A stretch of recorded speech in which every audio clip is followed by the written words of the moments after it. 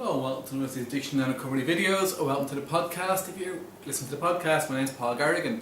I had a comment left on one of the videos this week that was sort of made me think, that was very interesting. It was by Carlos 038, and he was sort of talking about the sort of unfairness of of having problems with alcohol and drugs and having to give them up.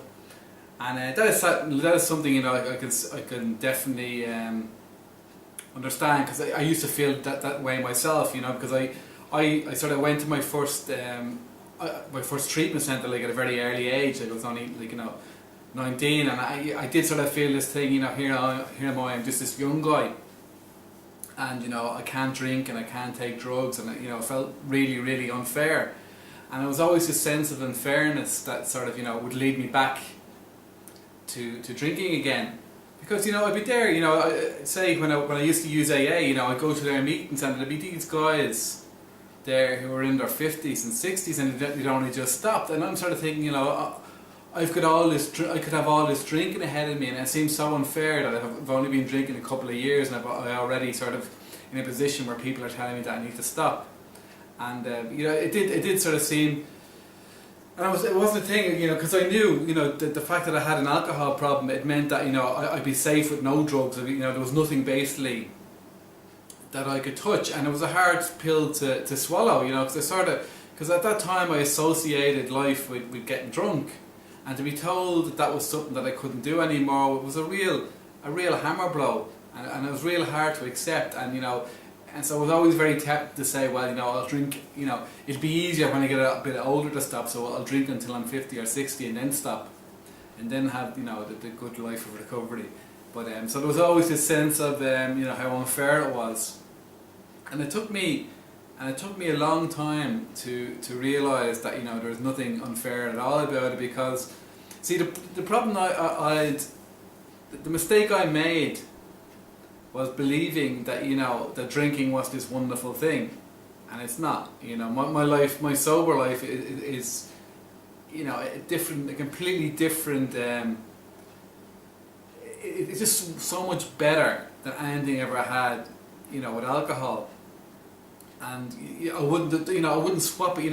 If they came to me tomorrow with this magic pill that says, "Here, Paul, you can take this pill and you can drink safely for the rest of your life," I wouldn't be interested in it. If you're giving it away for free, I wouldn't be interested in it. I've no desire, for alcohol in my life again.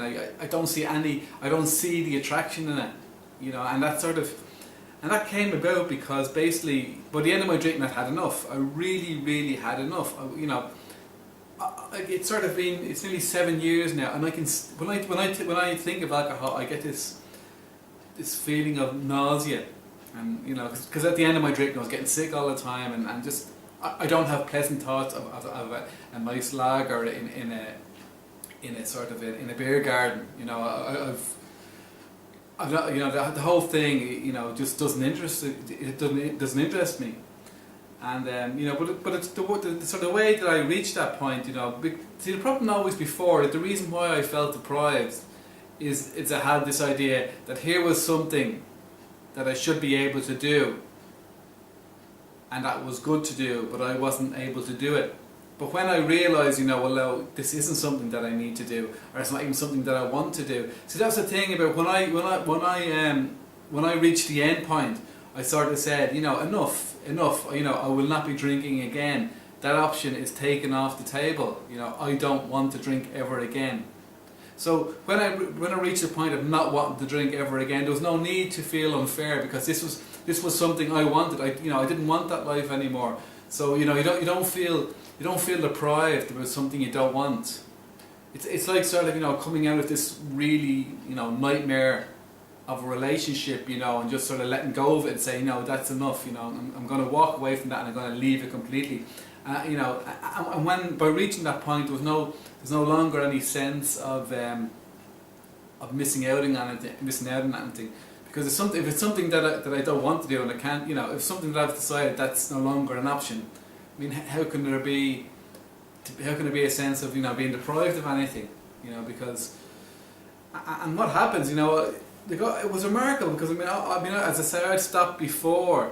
I'd stopped drinking for a long time before. During my 20s, I stopped for 2 years, and there was always this sense that I was missing out on something.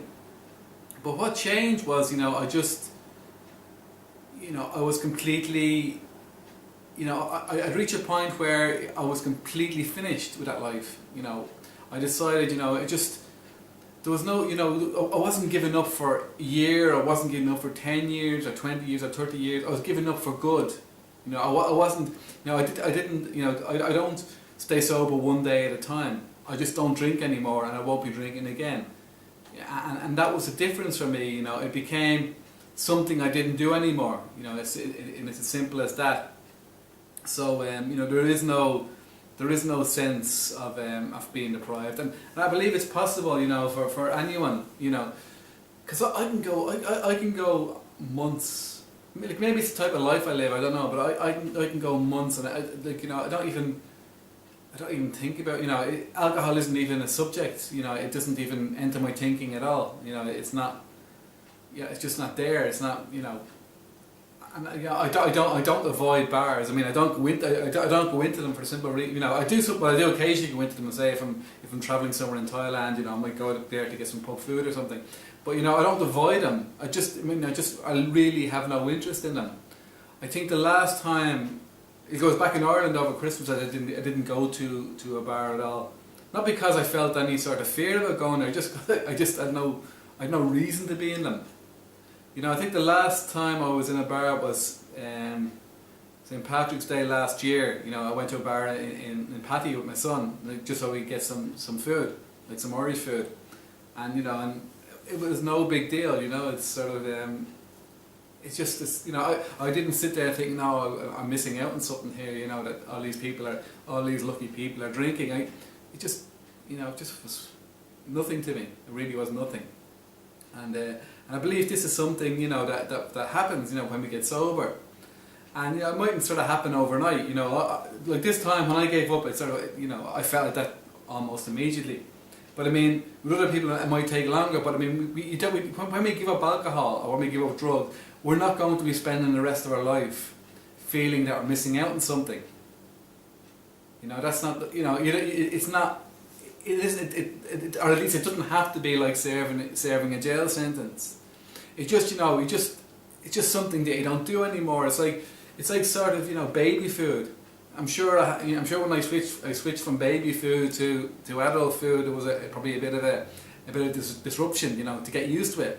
But once you get used to the life, I haven't spent the rest of my life missing baby food. It's just no longer part of who I am. And that's the way it is. And I think that, and that can be, I know that can be a big fear for people who are trying to give up alcohol or give up drugs, is that they fear that they really are going to spend their life feeling deprived. But there's no reason why it should be that way. It just becomes a non-subject. But of course, I mean, like if you're going to be around people who drink all the time, you might, it is probably going to make that harder. But I just have no interest in that type of life. So, and I don't feel like I'm missing out on anything. So, thanks very much for watching this video and or listening to the podcast. Remember, you can visit my website, paulgarrigan.com, paulgarrigan.com. Thank you very much.